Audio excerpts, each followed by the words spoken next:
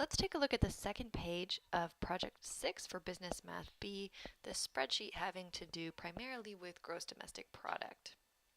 Okay, so you can see on the right I've already written in the equations that you'll need for this sheet. Some of them I looked up from the lesson and some of them were actually provided for you on the page. I cut off that part for this slide primarily to save space, but be aware that some of them are available on the page while others you will be able to look up from your lessons. So these equations include original price, current price, inflation rate, real GDP, and CPI. Now, one thing that'll be important to remember when doing this spreadsheet is that just because, for example, if we look at the top one, just because this equation says original price equals, it doesn't mean that I can only use this equation to find original price, right? I could rearrange it, and that's really what has happened here. This equation has been rearranged to solve for current price. Okay, so remember, if I have this multivariable equation, such as original price, which is equal to current price divided by 1 plus inflation rate as a decimal, if I have two of my three variables, I can solve for the third, right? So again, just because an equation is set up to solve for a particular variable doesn't mean I can't use it to solve for some other one in that equation. I simply need to have all of my other variables figured out, and then I can use them to figure out the last one. So I've got original price, current price, inflation rate used in this original price equation, right? And so on. So what I like to do here is kind of take a look and notice where variables continue to pop up. And here's where that becomes important. For example, let's say I'm trying to look at this original price column and I want to solve these first. So I see that original price is equal to current price divided by 1 plus inflation rate as a decimal. So immediately I know that if I'm going to want to use this equation to solve for original price, I'm going to need to know current price and I'm going to need to know my inflation rate. Okay, I'm going to need to know both of those pieces of information.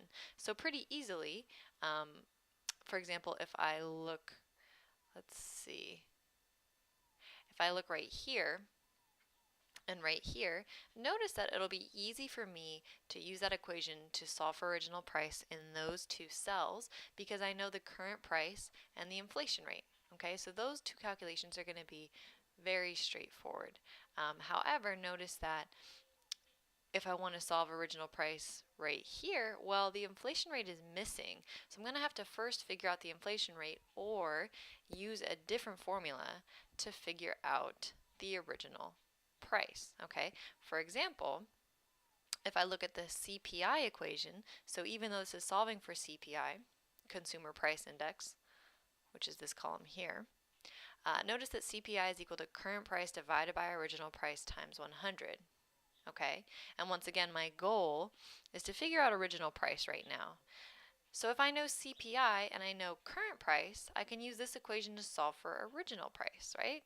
If I know CPI and I know current price, I could plug those in and then solve for original price. So for example, that's what I might do again right here because I do know current price and I do know the CPI for both of those. So I would set that up, for example, if we look at the bottom row, let's say I wanted to look at figure out the original price for the bottom row. I would plug in 116.4 for my CPI, and I would say that's equal to my current price of $549.99 divided by original price, which I don't know, I'll just call it X, multiplied by 100. So you can see I didn't even actually rearrange the equation yet. I just plugged in all of my variables. X here is representing original price. And from here, you would manipulate this equation with normal algebra, right, to solve for X. And that would tell you your original price. And you could use that method to get original price for those two bottom cells for original price, okay? So I'm telling you that again to demonstrate that just because you hit a dead end with that original price equation doesn't mean you can't use some other method to solve for it, okay? So I've just outlined how you might want to figure out original price. Let's look at the next column here. So next up we have current price. So looking at the current price equation, it says current price is original current price is equal to original price times 1 plus inflation rate written as a decimal. So once again, these three variables are related. If I know the other two, I can get current price. So looking at the current price column, once again they're telling me it'll be easy to plug in if I know original price and if I know inflation rate. So for example, solving the current price for those two boxes will be really easy because I know the original price and I know the inflation rate for each of them. Okay? But when I get down here, once again, it's a little trickier because I know original price, but I don't know inflation rate. So once again, I could use that CPI trick, right? Because CPI, you need to know original price, but you don't need to know inflation rate, okay? And I do know the CPI for those two rows. So a way to get around this without having to figure out inflation rate is that I could, for example, I'm going to do it for this third to last row.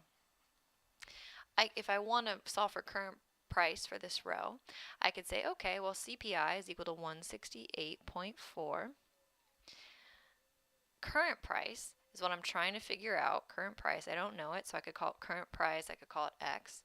Original price I know is 98.98 multiplied by 100.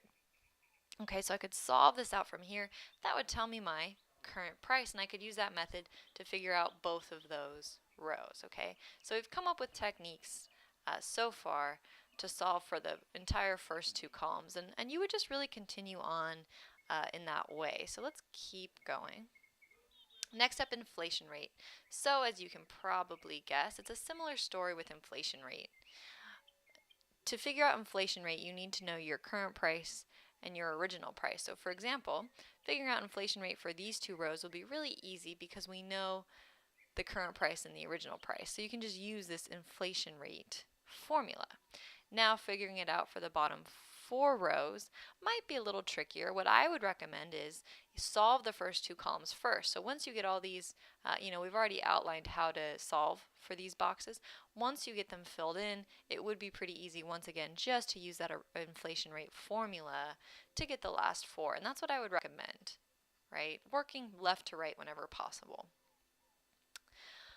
So next up, we've got real GDP. Here's my equation for real GDP. It's GDP minus GDP times inflation rate. So once again, guys, it's going to make sense to work left to right on this spreadsheet. So assuming that you've already done all the work we've already talked about, this will be a pretty straightforward calculation.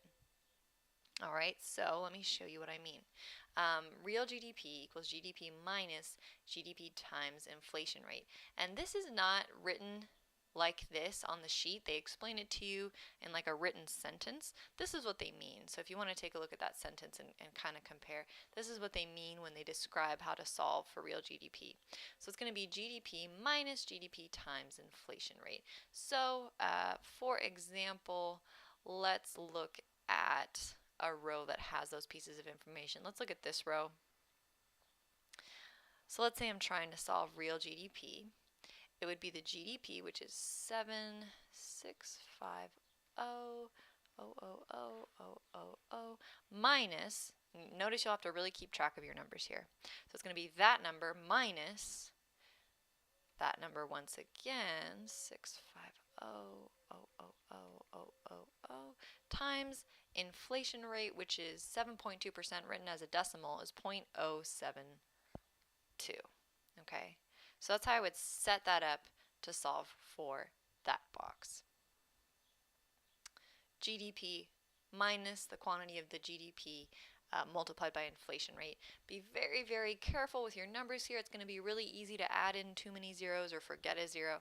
So just be very careful, double check those calculations. And once again, this is going to be a very easy column to do as long as you complete these in order. So first do your original price column, then do current price.